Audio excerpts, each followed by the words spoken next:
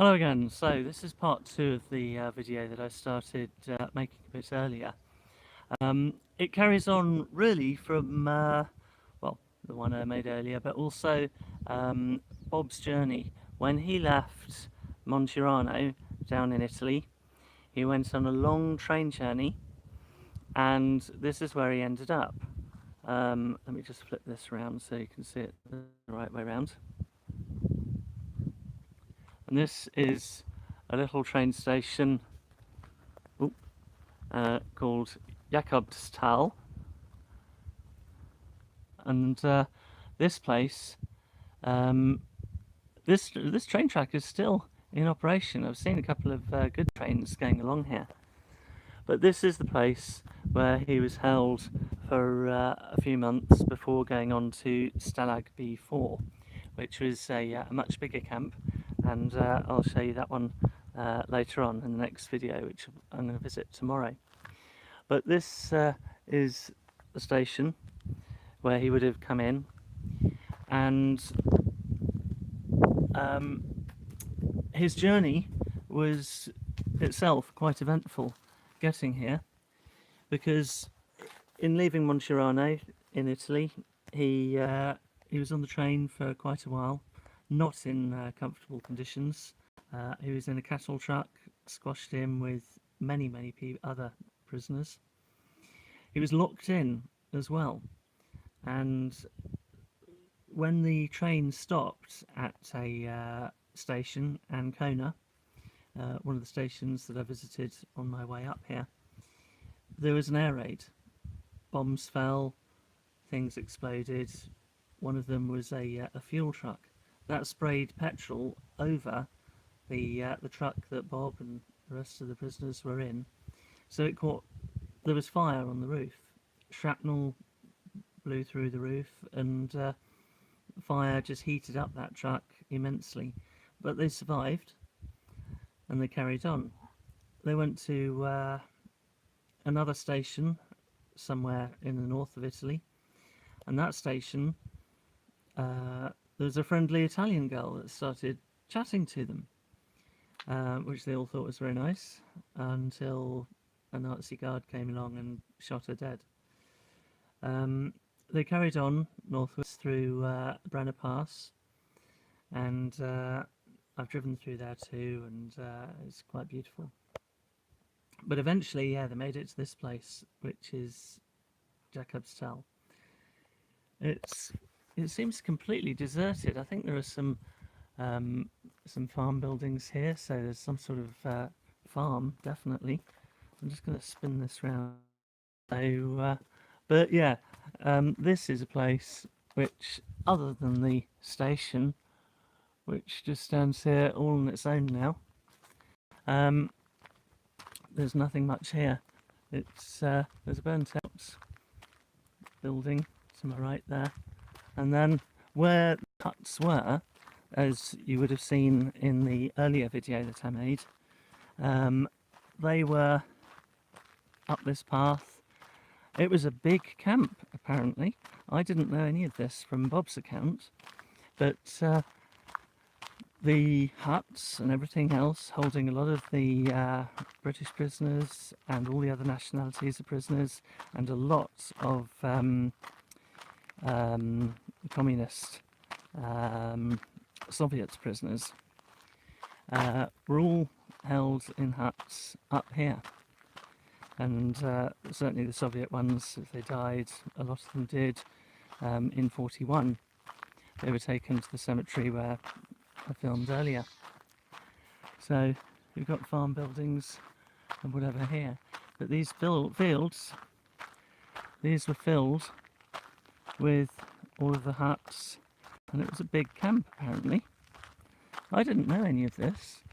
All I knew was that Bob wrote that he went to some wooden huts by a field, and that's where he stayed. Conditions were not very good, but as you can see, there's nothing here now.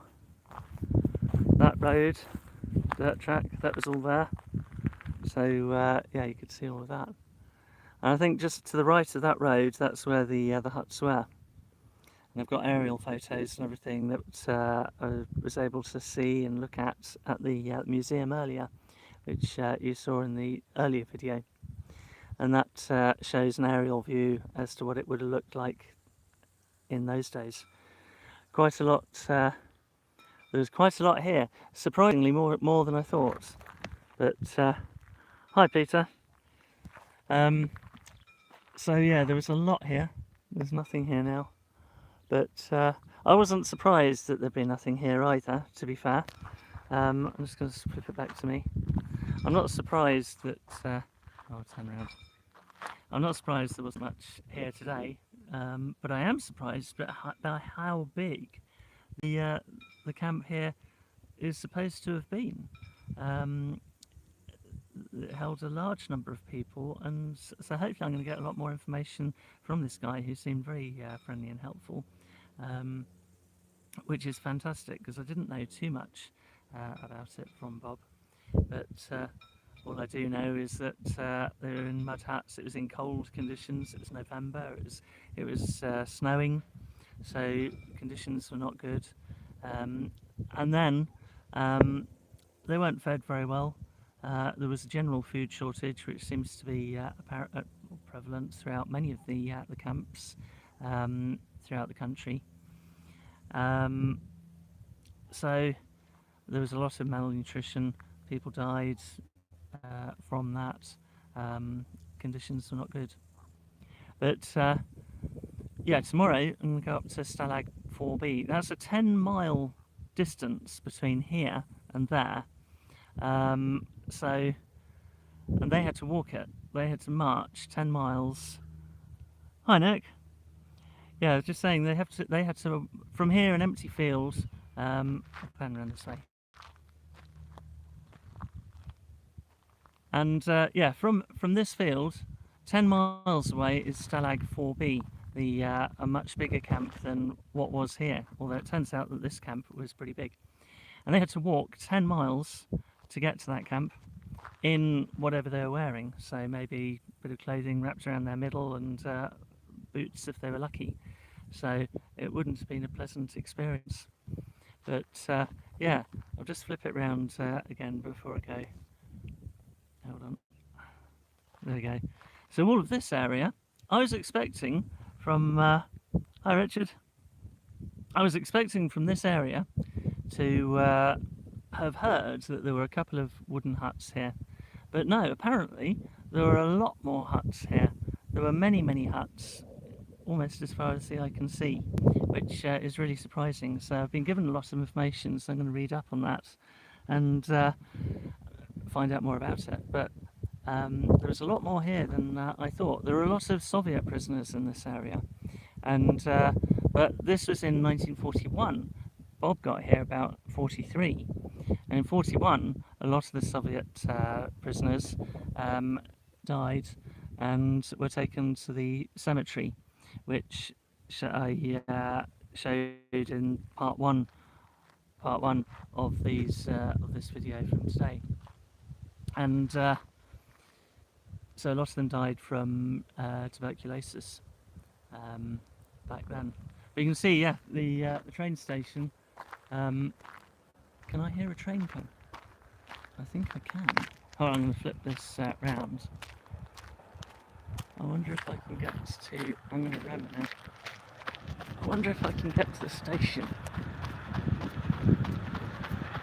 It's a freight train.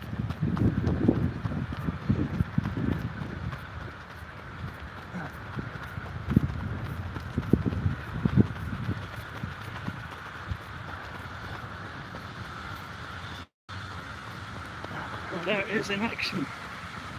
Train going through the station. And there it goes.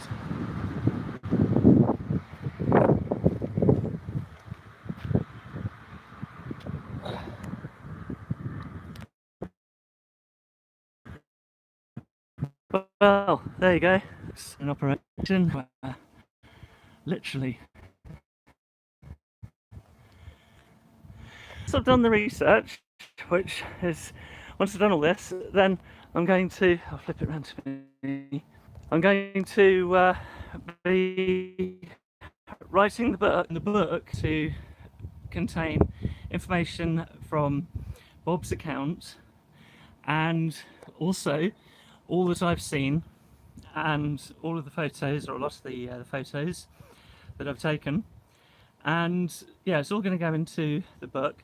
I have put a link below, so if you check out that link, I'm doing a crowdfunding thing at the moment. So if anyone wants to get a copy of the book, then just follow the link to the crowdfunding thing below, and you'll be able to order a copy or a signed photo to choose those. I'll put those up on the website or something so that you can choose the photos that you want. But yeah, take a look and choose whatever you want. But yeah, that's what it's in aid of. But I think it's really in aid of creating awareness for something that before I read Bob's account I had no awareness of. And the more I dig deeper into this, the more I find out about this, the more enlightened I am, really. And I'm amazed at how much I'm learning, finding out, and how much interest there is for it. So thank you very much. Thank you. Yeah, it is interesting. It is exciting, and I'm fascinated by it. I really am. And the more I find out, the more history comes alive. I think that's a good way of putting it for me, certainly. Anyway, thank you for watching. I'm going to go on to the next place. I'll do another video tomorrow, and that one will be at Stalag 4B. Thank you again. Take care. Bye for now. Thanks, Nick.